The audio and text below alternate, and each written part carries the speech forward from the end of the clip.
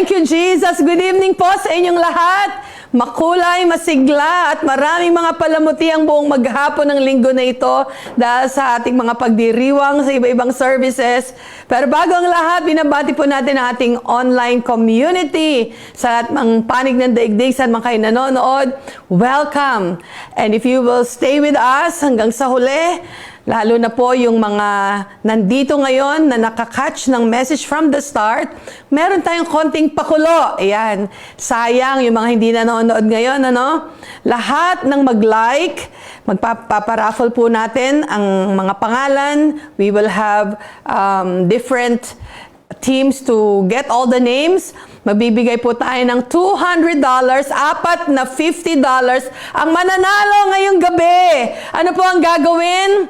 Ilalagay nyo lamang po dyan. Una ay i-like po ninyo if you are seriously watching. And then sa comment section, yun po yung ating bibilangin ng mga names. Gagawin po natin to ng raffle. And just say, I'm a mother and I'm watching and following this online community. Hindi kailangan mahaba, basta ipaabot nyo lang na you are watching and how grateful you are for this online live stream natin. Alright? Malinaw! O puso-puso muna.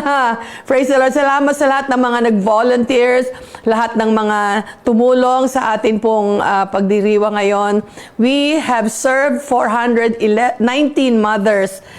Alam niyo po, mahigit tayo 600 kanina sa iba-ibang services natin. Kaya nakakatuwa pong makita. We need a bigger space. Kung kayo nasa Singapore, we are inviting you to check us out. Very dynamic, full of life, and very empowering po ang mga services. Thank you mga pastors. God bless you. Ngayong gabi po, ang ating pong topic is not about mothers, alright? Napili ko po ang subject na the measure of a man. Ano nga ba ang sukatan, ng isang lalaki, ng isang babae? Pag sinabing man, it means mankind. Hindi ibig sabihin lalaki lang. Edukasyon ba? Wealth ba or influence ang sukatan? Is it his popularity or the number of followers sa social media?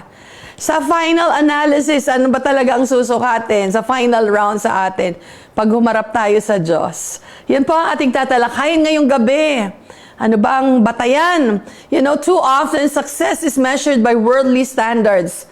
Andyan yung numbers, bank accounts, iniisip ng mundo kapag ikaw ay may property o personalidad, publicity, and other things. Pag ikaw dumaan sa test, isang ihip lang ng hangin, it will be consumed in a moment if they are not founded upon the solid rock na si Jesus. Solid rock ng obedience sa ating Panginoong Jesus. Si Jesus, after 3.5 years of ministry, He did not appear to be successful by human standard. Hindi mo maiisip ang isang Messiah na pako doon sa krus. Walang makapag-decode bakit ang kanilang sinusundang tagapagligtas ay mukhang failure sa bandang huli. And many of disciples left Him. Makikita niyan sa John chapter 6 verse 66. At daling tandaan kasi John 6:66. Yun yung chapter at verses na iniwan siya ng kanyang mga alagad. And even one of the 12 apostles betrayed Him. And at one point, Christ appeared to be a total failure as He hung upon a cross. The cruel cross, yet He was the greatest champion of all time. So, hindi batayan ang yaman, hindi batayan ang edukasyon, hindi batayan o sukatan ang ating mga na-achieve, mga na tropeyo natin sa buhay. But how then does God measure a man? Sabi ng Diyos kay Samuel, Propeta Samuel, don't judge by his appearance or height.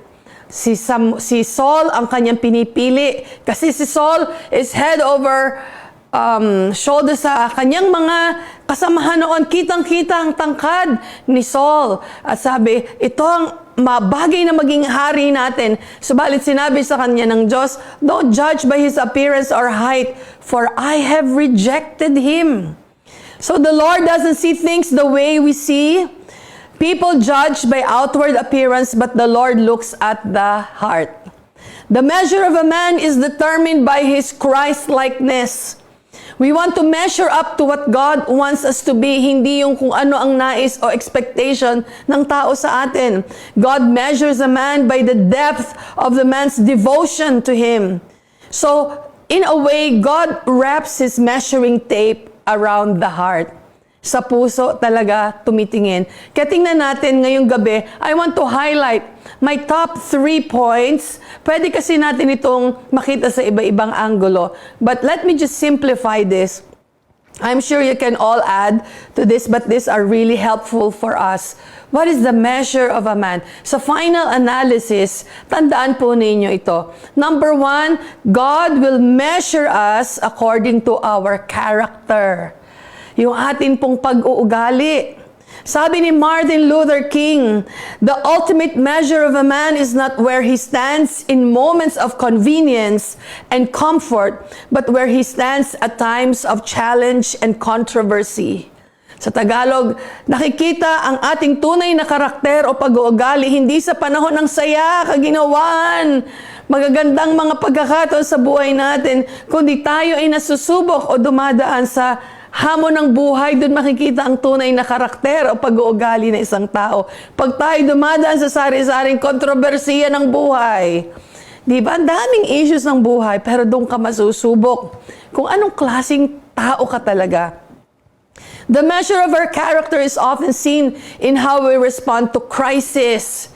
Kapag ikaw ay iniwan na ng asawa, kapag ikaw ay hindi na sinusustentuhan, when we pass through delays, mga bagay na hindi mo inaasahan, mga inaasahan mo, pero hindi pa dumadating. Hantay ka ng hantay, ang tagal. Nakikita, ikaw ba ay magwawala, ikaw ba ay huhuramentado na dyan, magbabato, magbabasag, may mga taong ganon. Ano ang pag-uugali mo pag ikaw ay binetray ng kaibigan? Nag-break siya ng trust sa'yo, and people who are simply not being fair. So our character is seen also in how we treat others. Yan ang sukatan. Anong ugali meron ka? Pag ikaw ay gutom, ang daing nakakaaway. Pag ang isang tao ay napapahiya, lumalabas ang sungay. How are you able to hold your values up sa mga panahon na ganito? Yun ang pagkatao mo. Even when faced with adversity. Kapag ikaw ay inaaway na, kapag nabasa mo na parang ikaw ay pinariringgan, pag naramdaman mong pinagdadabugan ka, o hinahamon ka, ang tunay na karakter pag-ugali, sisingaw, lalabas sa ating mga bibig, lalabas sa facial expression, sa body language. Lahat yan ay makikita. So, pag hinahamon ka na, will you still remember your values? Hindi may tatanggi minsan na napipikon tayo, hindi ba? Ako, tataas ang kamay dyan. May mga panahon na pipikon, gusto mong patulan. Gusto mo ng patulan, minsan ang boss mo, o sari-sarang issue pang pamilya. Gusto mong patulan yung nag-post sa'yo sa Facebook.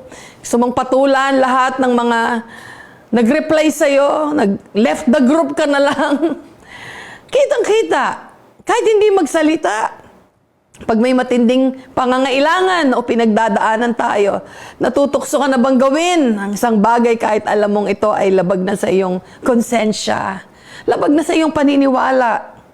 Yan ang karakter. Paano mo panghawakan o i-handle ang mga bagay pagkakataon nito sa iyong buhay. Your true character is revealed through your words. It's revealed through your conduct and behavior. It's revealed through your actions when you are being tested or even maltreated. Namamaltrato ka na. Unfair na kasi. Lugi ka na talaga. Inabuso ka ng talaga. How will you respond to those kinds of situations? So, character qualities of spirituality natin, yan ang katapus-tapusan na susukatin sa atin. Ating spiritualidad o yung pagiging makadiyos na sinasabi. Humility, yung kababaang loob. At lalo't higit, yung ating integrity. Hindi dapat ito makompromise sa mga character qualities na yon. So, of these 3 traits, spirituality, humility, integrity, which one do you need to develop sa buhay mo? Parang marami sa atin yung kababaang loob, yung humility. Kasi madalas attracted tayo sa paghihiganti. Yung babawian ko nga ito. Lalo na pagka napasakay tayo sa mga, may driver na parang sumasigawan ka. May mga pagkakataon, nasisigawan ako sa hawker center. Simple-simple lang naman sinasabi ko, hindi yun yung nasa picture, bakit yun ang kanya ibinibigay? Pagdadabugan ka, sabi ko, parang manginginigang yung laman kung minsan. Tapos tatawagin kang pastor, parang hindi mo na alam kung paano mo. Naalala ko yung kwento ng isang pastor. Siya po yung nagmamaneho. May nakabangga sa kanyang sasakyan. Baba siya. Ang init ng ulo ni pastor. Kasi papunta siya ng simbahan. Kakamot-kamot yung driver ng jeep. Dahil nabangga niya ang sasakyan. Pero hindi niya alam kung sino ang kanyang nabangga. Pagbaba at nagkita sila. Kakamot-kamot, pastor! Buti na lang ikaw ang nabangga ko. Good morning po, pastor. O, di syempre, si pastor, ang kanyang karakter. Siya ba'y magagalit?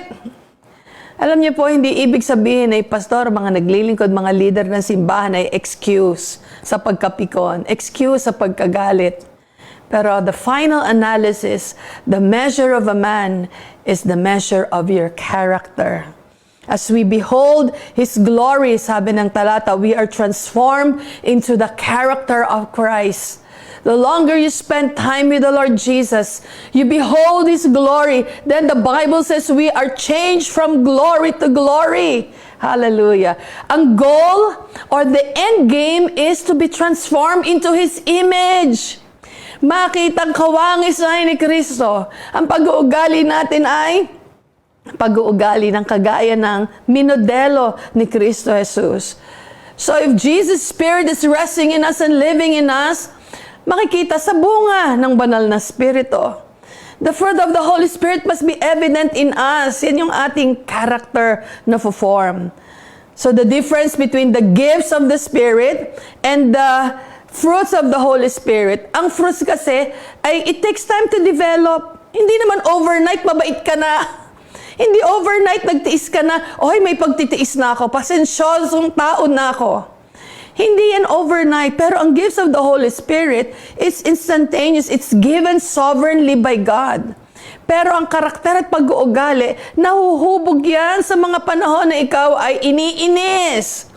Sa panahon na ikaw'y pinariringgan, nahuhubog ang bunga ng banal na Espiritu sa panahon na ikaw'y pinagdadabugan, inaaway, sinisigawan, minumura. Ang daming pwedeng pagkakataon na ipakitang tayo ay nagbago, pero minsan ang hirap. Tama ba itong mga pinagsasasabi ko? Ako lang ang nahihirapan. We need the grace of God every day talaga sa buhay natin. Kaya pag sinabing the fruit of the Holy Spirit, dito na kailangan ma-develop dahil doon magpapakita ang tunay na karakter natin. Sabi dito, yung pagtsatsaga dapat magbunga sa atin. Kabaitan, naku po, kabutihan. Magkaiba yung kabaitan sa kabutihan. Katapatan, kahinahunan, mahinahong sagot, at pagpipigil sa sarili. Kagatin mong labi mo, huwag kang sasagot. Lalo na po yung mga nagtatrabaho sa bahay. Sa bagay, hindi lang mga nagtatrabaho natin, mga ate sa bahay. Siyempre, pagka talagang si boss umuwi, hindi ba?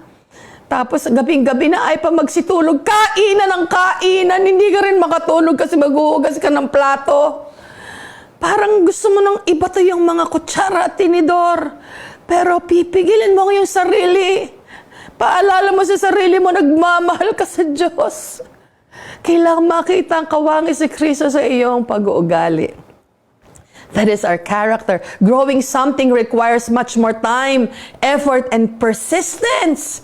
When it comes to character, it isn't something that can be imparted. Hindi ito parang pag nilayhans ka, mabait ka na. Sana ganun lang kadali. Yung umiyak ka sa altar, pinanalangin ka na buwal ka pa. Ang tagal mo doon, mga 5 minutes, hindi ka tumatayo. Kinumutang ka na, andun ka pa rin. Hindi yun pagkagising mo, mabait ka na. Hindi ibig sabihin doon, mapagtiis ka na. Meron kang encuentro. You've received an encounter with God. But life is not just about that. Yung character na mo-mold in a lifestyle of encounter. Day after day, when we respond to His dealing sa atin, when there's crisis, when there's challenges, when there's delays sa buhay natin, when we get being maltreated or abused, doon nagkakasukatan. Diba? Ang hirap. Ba't naman yan naman ang inuna mo, PH? Karakter naman agad. Kasi sana nga, kung ang batayan ay promotion, batayan ay yung ginto mong mga tinatago, batayan ay yung iyong ATM o ranggo mo sa opisina o eskwelahang pinagtapusan mo, hindi iyon Minsan magugulat ka kung sino pa yung mga nakatapos sa mga matataas na paaralan, sa patong mga asal hayop sa labas, na parang walang pinag-aralan. Number 1 is the measure of our character. Number 2 is the measure of our calling. Ano naman itong calling? Sabi ni Apostle Peter in his letter to the believers, he lay an emphasis on being diligent about making their calling and election sure. Nabanggit ang salitang calling. Marami sa inyo nalilito. Ano pa kasi talagang calling ko? But in 2 Peter, makikita natin dito, sabi dito, kaya nga mga kapatid, lalo kayong maging masigasig upang matiyak ninyo na kayo ay tinawag. Ayan, yung pagkatawag, calling yan. Maging masigasig kasi huwag kang bibitiw agad. Paano malalaman calling mo? Isang beses ka palang nakapakisuyuan, ayaw mo na, ang hirap naman. Ayoko na mag-preach. Ayoko nang mag-lead ng praise and worship. Ang hirap-hirap. Sabi doon, maging masigasig upang matiyak ninyo na kayo ay tinawag at pinili ng Diyos. Kung gagawin ninyo ito, hindi kayo matitisod. Ano kaya yung mga dapat gawin para daw hindi matisod? To make our calling and election sure. Sabi rito, for this reason, make every effort to add to your faith goodness. Ito raw yung mga gagawin. Dagdagan mo ang iyong pananampalataya, ang pagkakilala mo sa Diyos, sabihin mo, yes, mahal ko si Lord, binigay kong buhay ko sa Diyos. Dagdagan mo daw yan ng kabaitan, goodness, kabutihan. At sa kabutihan, kaalaman. At sa kaalaman, ano daw yun? Self-control, pagtitiis, pagtitimpi. Sa self-control, perseverance. Perseverance, godliness. At sa godliness, brotherly kindness. Andiyan na papasok. Pag di ka pala tumigil, dagdag ka ng dagdag, makikita mo rin, mahal mo na palang kapatid mo sa Panginoon. Brotherly kindness, kahit hindi mo kakilala, hindi mo kadugo, nagiging mabait ka na sa mga taong iyon. Kaya mong tumulong kahit sa mga taong hindi mo kaano-ano. And brotherly kindness, love. Yan daw ang huli. Pag dinagdag sa pananampalataya, ang dami palang mga ingredients, mga sangkap na idadagdag para sa pagsukat sa ating calling, that you will make your calling and election sure. Pagpili sa iyo ng Diyos at pagkatawag sa iyo ay maging tiyak. Sabi doon, if you will possess these qualities in increasing measure, they will keep you from being ineffective and unproductive in your knowledge of our Lord Jesus Christ. Sabi rito, kung ang mga katangiang ito ay taglay ninyo at pinagyayaman, di tatamad-tamad pinagyaman mo yung mga katangiang ito, ang iyong pagkakakilala sa Panginoong Hesus ay hindi mawawala ng kabuluhan at kapakinabangan. Nais nating maging kapakinabang sa ating mga calling. Nais nating may kabuluhan yung lahat ng ating ginagawa. Huwag ka lang nagpagod ng walang kabuluhan. Nagiging walang kabuluhan pag nagreklamo ka sa pagpapagal. Sayang naman nagpagod ka na. Hindi pa katanggap-tanggap kasi may lumitaw na mga litanya na parang inis na inis ka. Hindi ganon ang binibilang ng Diyos na paglilingkod. Mas maiging wag nang tumulong minsan kung meron lang ding maririnig na mga reklamo. You know, you might as well have others or let others do it. Kasi sabi doon, no? Para hindi mawala ng kabuluhan at pakinabang daw ang lahat ng ating ginagawa. Pagyamanin daw natin yon to make our calling and election sure. Alam niyo, si Paul ganun din. Kanina si Peter. Ngayon si Paul, on the other hand, he also understood that he was called to reach the Gentiles with the gospel of Jesus Christ. So not only did he know who his audience was, but he knew his mandate. Alam niya ni Pablo kung saan siya tinawag ng Diyos. He knows where to go. Sabi niya, I will go to where no man has gone before. Si Apostol Pablo ang totoong treki. Binabagtas niya yung mga lugar. Wala pang nakapunta rito. Pupunta ko yun. Ipangangaral ko si Kristo. Kaya nga siya the great apostle. Sa 2 Timothy chapter 4 verses 7 to 8, sinabi niya sa bandang uli, I have fought the good fight. Kasi alam niya, iginapang niya yung calling niya. Itinawid niya kahit siya'y binabato. Sabi niya doon, I was endangered in sea.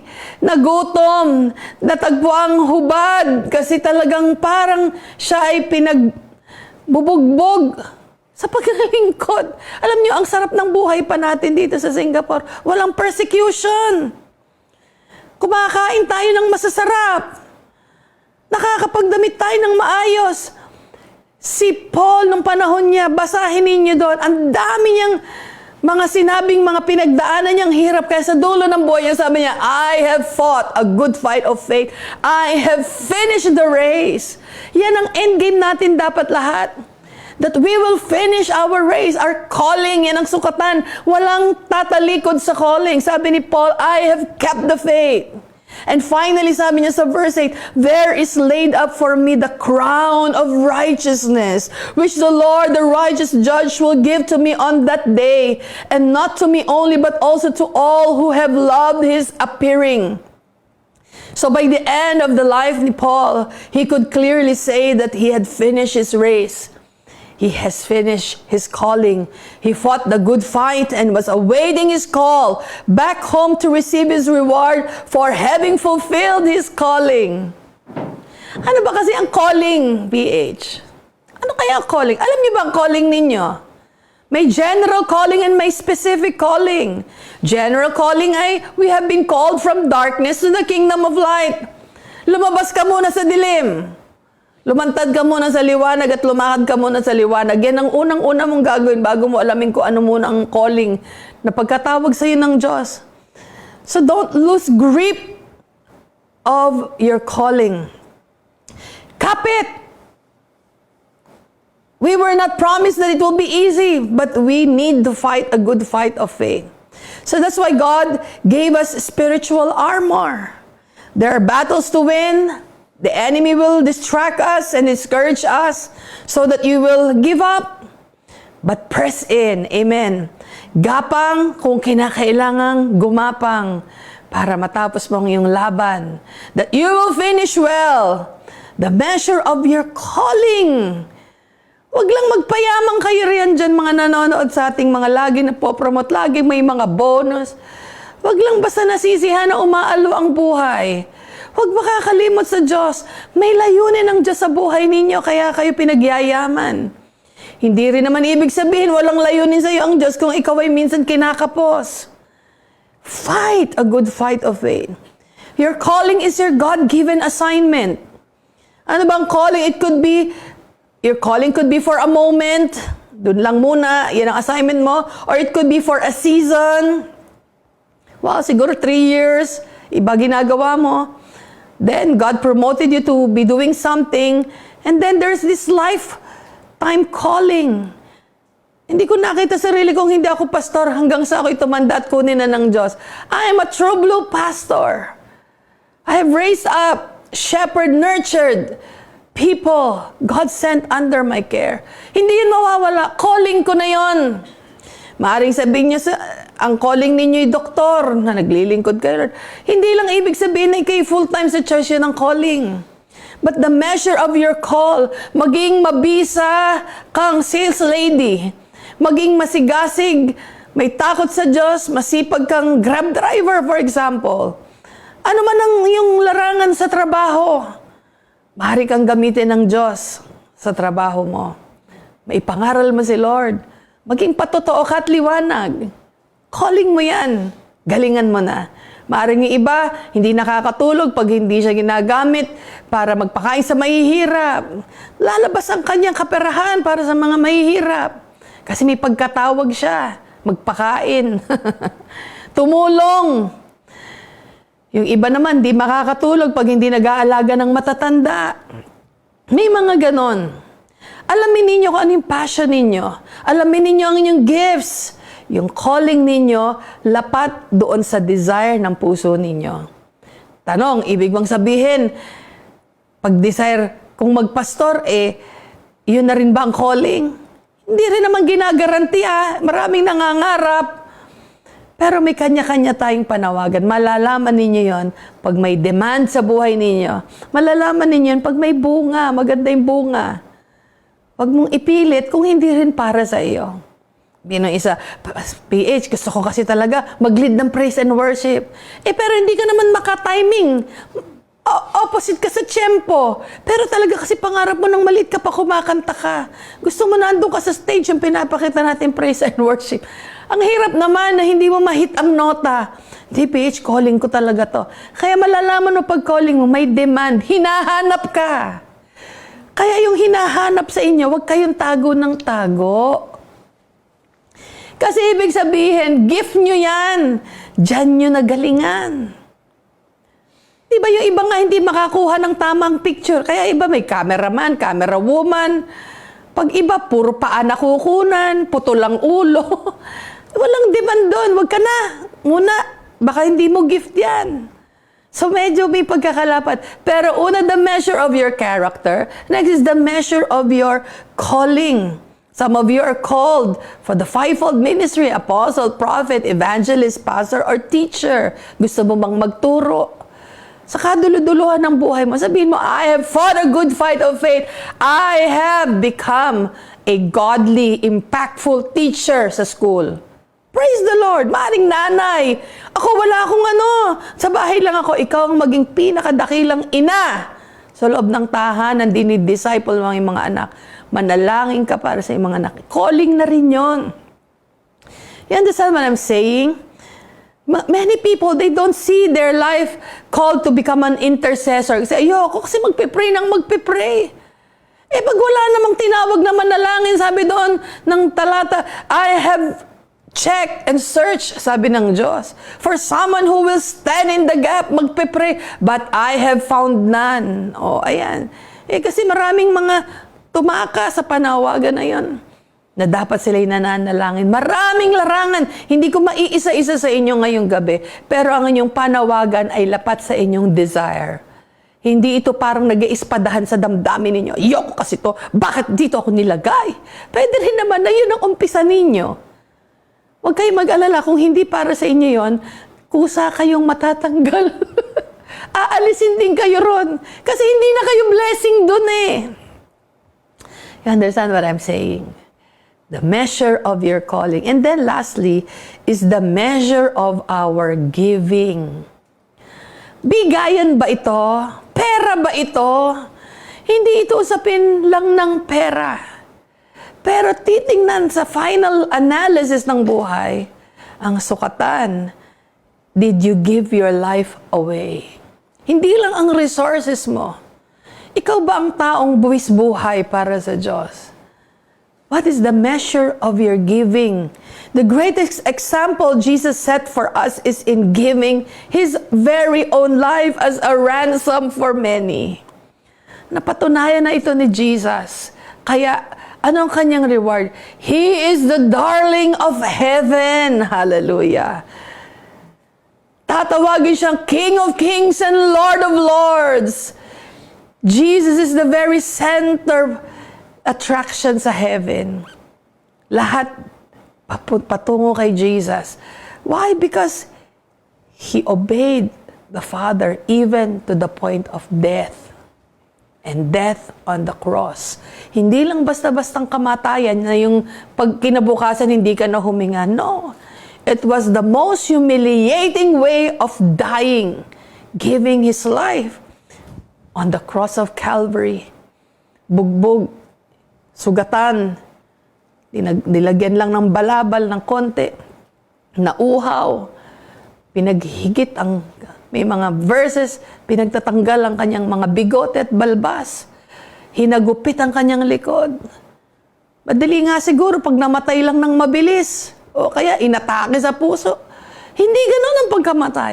Kaya yung kanyang giving, way of giving, hindi lang basta resources, He gave His very life. At yan ang minimum sa atin. Hindi minimum ng kaperahan. Usapin ito ng buhay. Have you given your life truly for the Lord Jesus Christ? It's all or nothing para sa Diyos. Kaduluduluhan, sukatan, how much did you give? Yung talent mo, yung oras mo, resources mo. Alam niyo ba, may sasabihin ng iba, spiritual yung taong na yan, pero napakabarat. Spiritual yung taong na yan, godly ang pastor yan. Pero nako, mapili, hindi mo mapakinabangan sa ibang bagay. Kasi, very private, ayaw maabala, ayaw magulo ang kanyang mga schedule. It's not about yung privacy, but it's how you give your life away. Accordingly, the giving of ourselves for others is one of the great measures of our lives in eternity. Alam niyo, walang pinaka-rewarding kung hindi kayo'y naging blessing sa mga tao. Madaling, it's easy to feel good when you have achieved something. Pero pag walang eternal value, baliwala. You will just feel good temporarily. Pero isang bagay, pinagsumakitan mo, you have given yourself. You have given your life away for the cause of Christ. That is really something. We all have the ability to give, whether it be finances, time, gifts, energy, our prayers, or our love, yung pag-ibig natin para sa iba. Hindi hinihingi, pero binigay mo. Wow, winner! The great call of Christianity is to give our lives sacrificially for others. And we do it not because it earns us salvation, hindi para tayo maligtas, but because of the love of God. Because of His love na nananalaytay sa atin. We do it not for the needy or for the people we're reaching out to, but we do it for the Lord. Kasi kung gagawin mo lang para sa mahihirap, may pangangailangan, mapapagod ka. Pero dahil ang motivation mo is because God, period. Wow, kahit tumanda ka na, you know you can really give something. Hindi matatapos. Lagi kang may ibibigay. And sometimes people grow tired of doing good because their eyes are focused on those to whom they're serving. Pag nakafocus ang iyong paglilingkod dun sa taong hindi ibinalik sa'yo yung paglilingkod mo, mapapagod ka talaga. Sabihin, ayoko na. Tingnan mo yan, di man lang magpasalamat. Di man lang umiti. Tinutulungan na. Ang kakalat. Mga ganyan. Pwede tayong magsalita ng mga ganon. Sometimes they feel unappreciated and wonder if that what they do makes a difference at all. But when our eyes are focused on Jesus, the worth of the people we serve no longer is an issue. Di na talaga yan issue. So all we see is the great love and sacrifice that Jesus has bestowed on us and how worthy the Lord is of our acts of worship. Ngayong gabi, pagbulay-bulayan po natin ito. Kumusta ang iyong pag-uugali? Kumusta ang iyong paglilingkod? Maaring napapagod, magpahinga. Pero magpatuloy. Finish your race well. How is the measure of your giving? I-assess natin to. The final analysis, lahat yan, sabi doon, good and faithful servant. Hindi sinabing good and talented servant or good and rich servant enter into the joy of the Lord. Walang sinabing ganon. Pinakita ang character, yung faithfulness, yung humility natin, integrity. The final analysis, God will say, come. Alam niyo, kung kayo nagpaparamihan ng miyembro, nag-aaway-aaway ang mga pastor minsan, hindi maganda. Sabihin, kami marami, kayo konti. Sa kaduluduluhan, titingnan nila ang puso mo. Minahal mo ba yung kapwa mo pastor? Minahal mo ba yung kapwa mo leader?